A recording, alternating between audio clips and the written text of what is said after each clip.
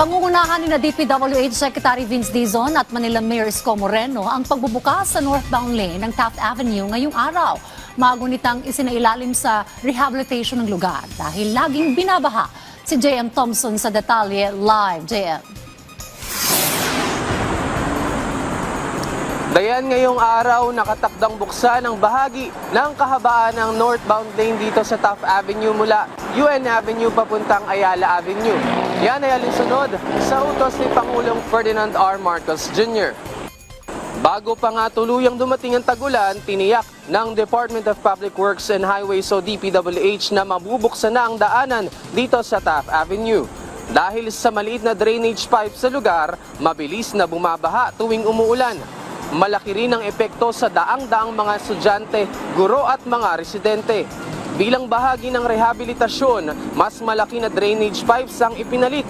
Mula 0.621 meter in diameter, ginawa itong 1.5 meter in diameter.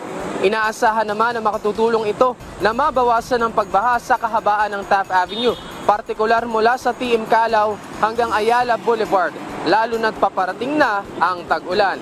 Matatandaang nitong nakarang Marso nga lang ay personal na ininspeksyon ni DPWH Secretary Vince Dizon ang rehabilitasyon.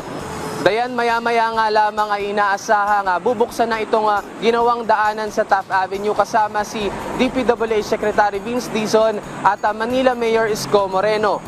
Sa mga oras na ito, tuloy-tuloy naman yung daloy ng trapiko dito sa Taft Avenue mula UN Avenue papuntang Ayala Avenue. Samantala, paalala naman para sa ating mga motorista, ngayong araw ng Miyerkules, bawal po ang mga plakang nagtatapos sa numerong 5 at 6 simula alas 7 ng umaga hanggang alas 10 ng umaga at alas 5 ng hapon hanggang alas 8 ng gabi.